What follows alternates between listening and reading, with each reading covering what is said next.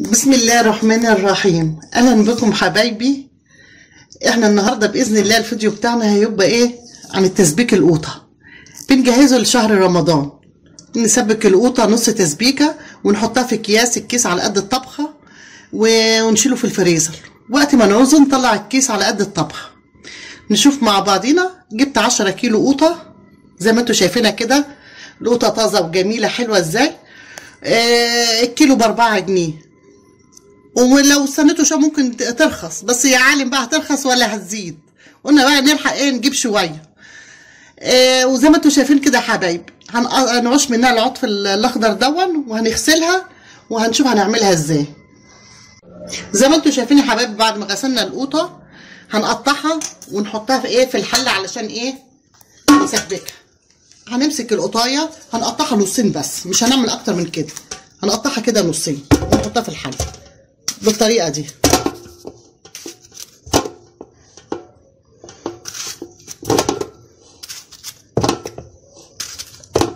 اهم شيء القوطه بتاعت الصلصه تكون الحبايه سليمه كده وحلوه وحمرا.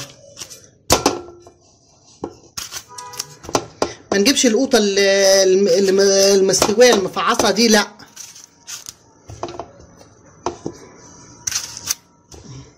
بالشكل ده كده هنروح مقطعينها كلها على طول، الحبايه نصين على طول، لانها هي هتتسبك في بعضيها.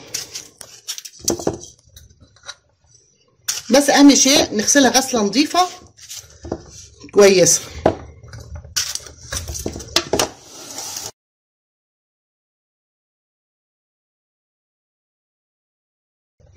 القوطه ننقي الحبايه الحمراء، ما تكونش طريه قوي، يعني حمراء وكويسه كده، تكون سليمه ما فيهاش اي حاجه. نبص في القطايه، لو لقينا القطايه فيها اي خرم فيها اي حاجه ما نجيبش من النوع القوطه دي. ليه؟ بتبقى مدوده مش حلو. نبص في القطايه كده اهو نلاقيها بالشكل ده، العنقود اللي من هنا كده نظيفه وحلوه، دي اللي نجيبها على طول. كل القوطه هنقطعها نصين بس، مش هنعمل اكتر من كده.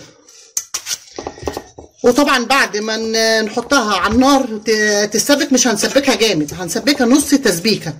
ليه؟ عايزين نعملها الكيس على قد الطبخه، مش عايزين نعملها صلصه ناشفه، لا، الكيس على قد الطبخه. طبعا هنضيف لها بقى مش عايزين نحط بنجر والحاجات دي، لا. انا بحب القوطه صلصتها طبيعي، قوطه فقط لا غير، ولا نحط بنجر ولا نحط الحاجات اللي بتتحط. انتوا على كيفكم بقى، عايزين تحطوا بنجر بس انا ما بحبهوش في الاكل عشان نحمرها وبتاع، لا، ما احنا ننقي القوطه حمراء. اما نروح جايبين البنجر عشان يديها لون حمار، طبعا في اكل ما ينفعش فيه البنجر. تبقى بالشكل ده كده حبايبي، بالطريقه دي. هنروح واخدينها وحاطينها على البوتاجاز لغايه ما تتسبك نص تسبيك، وهوريها لكم بعد ما نسبكها. قبل ما ندفع عليها هنروح حاطين، قبل ما ندفع عليها هنروح حاطين كوبايه زيت ومعلقتين ملح كبار دون. قبل ما هندفع عليها هنحط دول فقط لا غير، مش هنحط اي حاجه تاني. هنخلي القوطه على طبيعتها وهنشوف مع بعض. زي ما انتم شايفين يا حبايبي كده، ادي الصلصه بالشكل ده. القوطه كده بدات تستوي. نعمل بقى؟ نروح حاطين المعلقتين الملح عليها بالشكل ده،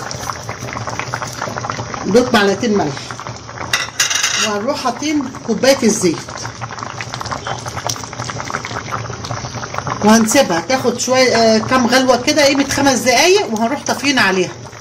وبعد كده هنشوف هنعملها مع بعض ازاي. هنضربها في الخلاط ونعبيها في الاكياس بالشكل ده. هنسيبها 5 دقايق بعد ما حطينا الملح والزيت.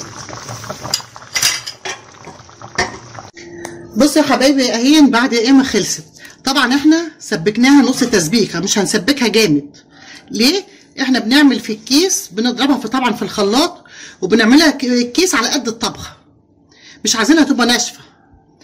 وكمان انتوا لو حبيتوا عايزينها تبقى حمرا، دي زي ما انتوا شايفينها زي ما انا وريتها لكم القوطه، وبعد ما اتسبكت رحت حاطه لها الايه المعلقتين الملح الكبار وحطيت لها كوبايه الزيت.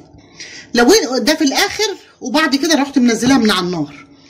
انتوا لو حبيتوا تحطوا لها تدي لها لون احمر، حطوا معلقه بابريكا. البابريكا دي طبيعيه وحلوه، واحنا كده كده بنحطها في الاكل، ما تحطوش اكتر من كده. خلوا الايه الصلصه بطبيعتها، القوطه تبقى بطبيعتها زي ما انتوا شايفينها كده. عايزين تدوها لون حمار، حطوا معلقه بابريكا. دلوقتي احنا هناخدها ونضربها في الخلاط وهنعبيها في الاكياس وهوريها لكم.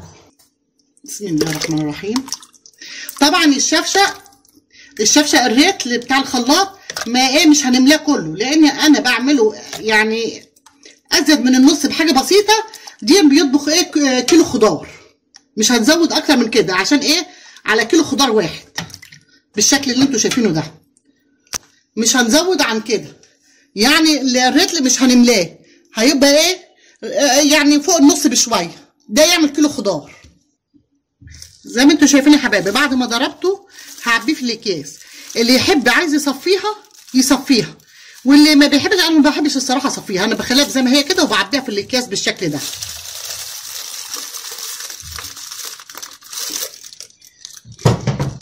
بالطريقه دي كده، ونروح مطلعين الهواء من الكيس، نطلع الهواء من الكيس ونروح رصينه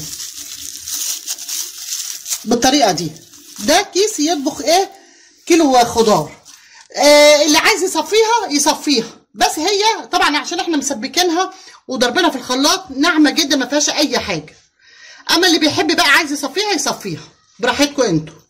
هنعمل كده بالشكل ده لغايه ايه ما نخلص الصلصه كلها. اهو بروح معبيه الشفشق بس فوق النص بشويه، ما بكترش لان الكيس على قد الطبخه بالشكل ده. واروح اضربه في الخلاط واجي اعبيه